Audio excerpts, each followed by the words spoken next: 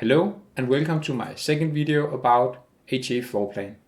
This video will be all about how you create the first floor plan in Inkscape, and furthermore how you should start using it in Home Assistant. This video will be a two-parter, and by end of part 2 I hope you will have a similar result of what you're looking at the screen, where we have 3 rooms, a TV, a button and a text information.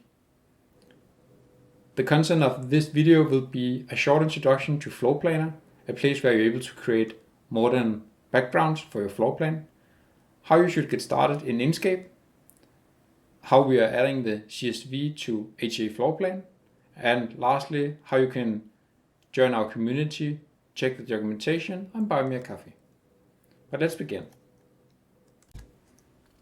So, what is floorplanner? Well, floorplanner is a place where you're able to create your floor plan by drawing walls, selecting items for your floor plan, and things like that. I won't go any deeper into the system itself. I'll just let you know that it's a cool way to give you a good background for your floor plan in Inkscape. Secondly, I'll just mention that when you're exporting it, it's a better thing to go in 3D and render a picture on basis of that instead of going with 2D. At least that's what I think.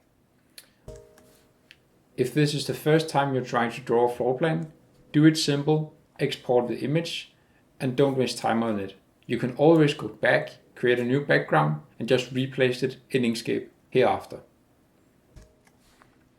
And that brings us to step number 2 in the video. It's time to draw in Inkscape. If this is the first time you're opening Inkscape, you'll be prompted with a guide like this. I normally go to Screen and select 720p. That fits my needs, but you're welcome to make another choice. When Inkscape is ready, I will recommend you to move your mouse down here, select View Objects. Next up will be to select Objects and Object Properties. Take that and drag it down to the bottom of the view. And now we have a space ready for our drawings. It's now time to add the background from floorplanner.com. If you have decided to skip that part, that's just fine. You can just follow the guide and be prepared for next time. Normally I add my background by just dragging and dropping the image file. I will stick to the default options by pressing OK. And now it's time to resize the image just a bit. I'll drop it right here, hold down Ctrl and resize the image. At this point you could resize it just to fit it and get rid of the gray background as well, but that's totally up to you. It's always nice to have a bit of a structure in your layers, so I'll start by creating a new layer called background.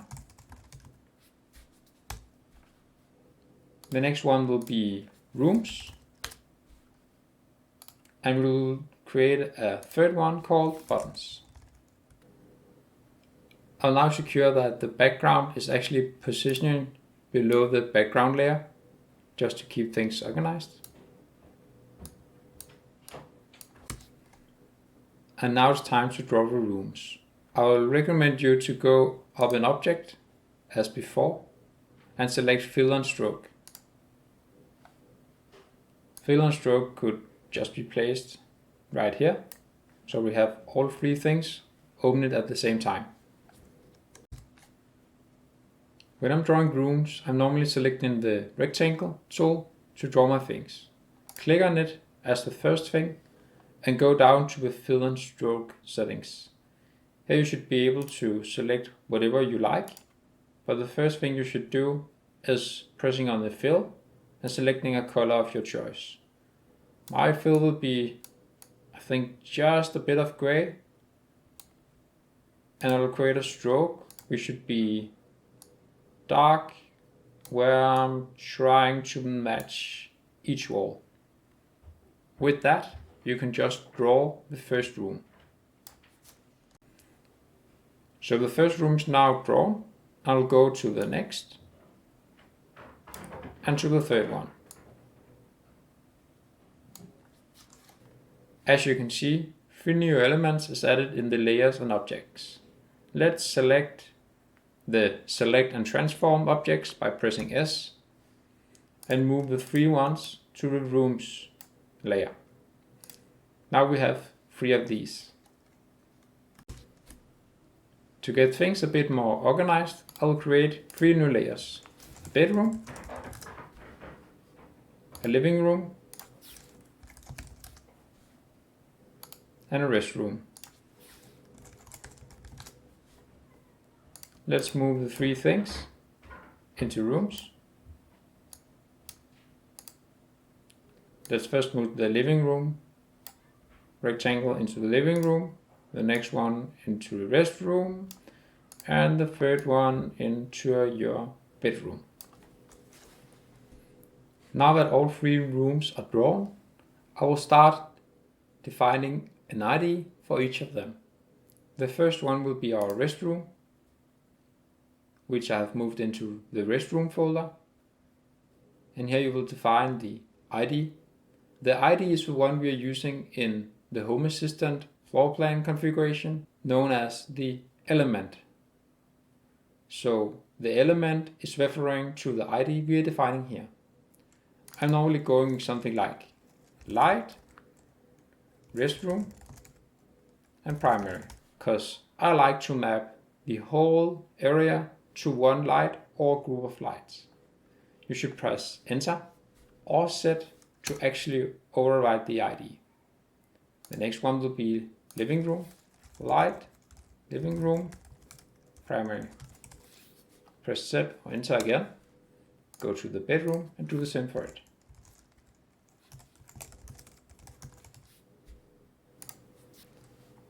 Now that our 3 rooms are ready, I think it's time to move to Home Assistant and configure some of the rooms we have. In part 2 we will add some buttons and one entity as well, but that's for another day. So from here, let's save it, close it, and open up Home Assistant. With step 2 out of the way, I think we should open up Home Assistant and upload our SVG. I'm standing here in the file editor in Home Assistant, which I introduced in part number 1, so go back if you have skipped that part. And here I will go and upload the home_modern. The next one will be to create a new file called home_modern.css. The last thing you should do is open up the home_modern CSS file. That's now open, so that's all good. You can save the file by pressing the save button. Now that the SVG file is uploaded, I'll create a new dashboard. I'll just call it modern for now and create it. Let's open that one, go to the raw editor, and here I have just a simple code. First of all, we're calling the custom component called floorplan card. That's ha-floorplan. You can see that we have defined that the floor plan could be full height. You will also see that we have a style sheet. That's the CSS file we just created. The image file I'm pointing to the SVG file. We have defined a log level called info. I will remove that actually. We have rules which are currently false. Here we will add all the rules down the line. We have defined the defaults for our hover action and the tab action, and we have allowed Home Assistant floor plan to add console log. By saving the code, you should be able to see the floor plan. It's now time to define our first rule. That's done in the rules section. The first thing you should refer to is the element, and that's the ID we just defined in Inkscape. So let's use light.restroom primary and point to an entity. The entity is one of the entities you have in Home Assistant. For me, that would be light.hue3_light. And for this one, we would like to have a state action. The state action will be toggled each time the state is changed. So state_action. In the state action, you should define what color an action you're thinking about. For our case, that will be called service. And the service we would like to call is the floorplan.class_set. In the function called class_set, we would like to provide a service data. We are going to set a class which are defined as the service data. Service_data. And in here, we will define the name of the class. I would like to use entity, state, and in here I will wrap in the state of the entity. So that will be entity.state. With the class defined, I think we should go back and check the restroom and see how it works. So let's save, let's close it up, press done, reload the page, and hover over the restroom, select inspect, and see if we're able to see anything. Well, we aren't, so let's go back. In the CSS file, you should start with a dot, which are targeting a class, and use the name we just defined before, entity state on. In here, I would like to define opacity to 0. That means the whole element will be hidden away when it's on. The next one will be entity off.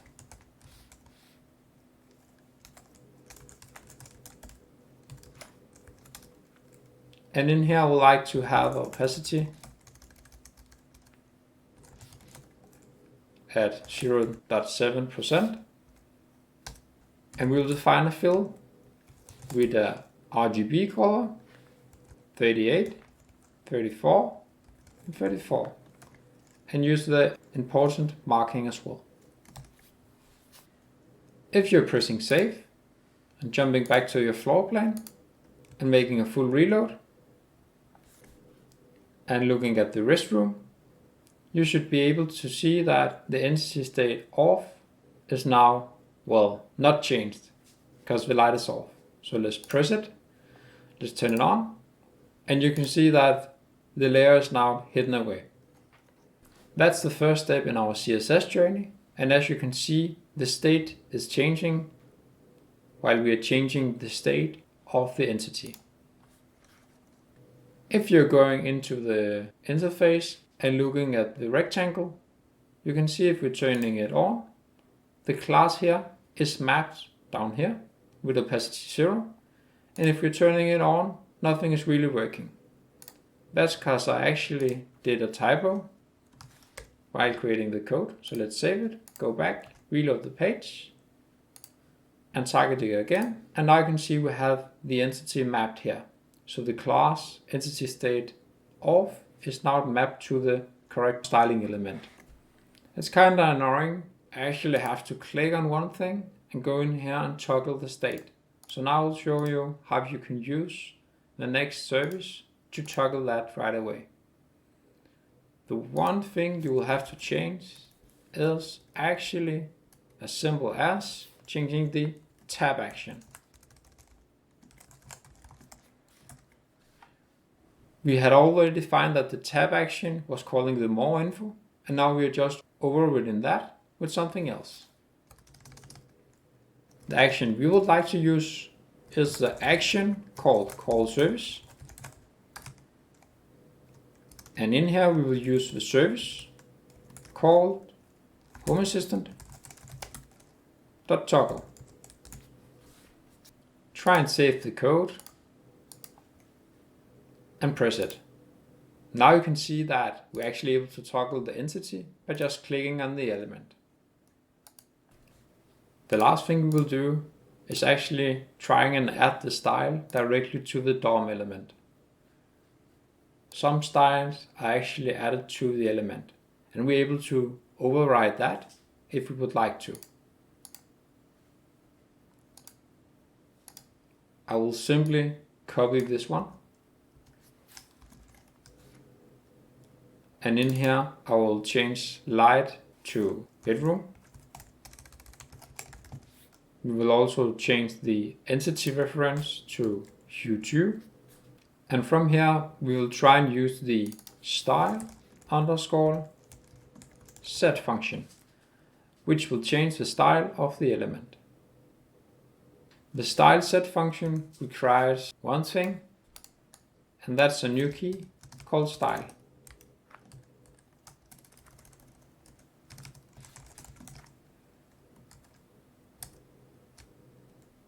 I think this will be a bit too advanced for most of you guys, so I'll just paste it in.